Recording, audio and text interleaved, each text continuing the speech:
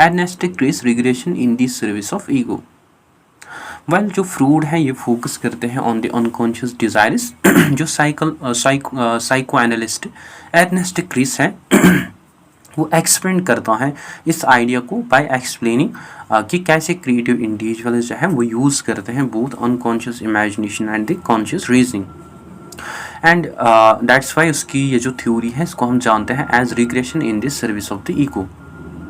इन psychoanalysis जो regression है it means temporary return करना टू अर्लियर और less logical forms of thinking that are more imaginative, emotional and symbolic. And normally जो regression है इसको consider किया जाता है एज एन अनहेल्दी बिकॉज ये as an unhealthy habit because ये डोमिनेट करते हैं एक इंडिविजुअल के बिहेवियर को। हाउएवर क्रिस का मानना ये था कि जो क्रिएटिव इंडिविजुअल्स हैं वो यूज़ करते हैं रिग्रेशन को in a controlled and purposeful way.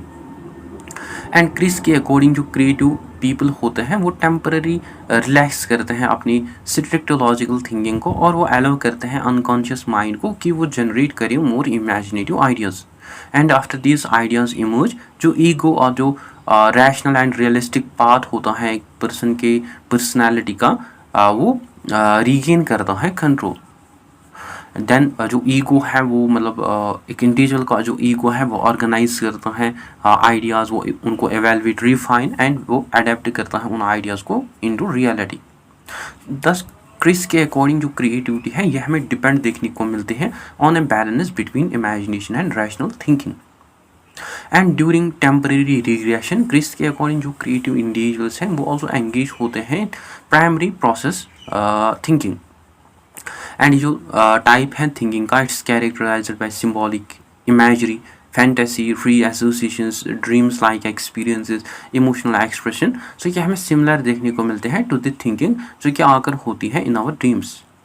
And Kris के अकॉर्डिंग आफ्टर क्रिएटिव आइडियाज़ मतलब जब ये क्रिएटिव आइडियाज़ एक इंडिविजुअल में इमर्ज होते हैं जो इंडिविजुअल का ईगो होता है वो यूज़ करता है सेकेंडरी प्रोसेस थिंकिंग को विच इन्वॉल्व्स मतलब जिसमें एक इंडिविजुअल जो है वो यूज़ करता है अपना लॉजिक, एनालिसिस, प्लानिंग, वो ऑर्गेनाइज, इवेलुएट एंड वो रियलिटी को टेस्ट करता है जो कि ट्रांसफॉर्म जिसमें एक इंडिविजुअल जो है वो ट्रांसफॉर्म करता है अपने इमेजिनेटिव आइडियाज़ को into useful and practical creations. ठीक। सो क्रिस की ये जो थ्योरी है ये हाईलाइट करता है कि जो सक्सेसफुल क्रिएटिविटी है that requires both freedom of imagination and rational evaluation.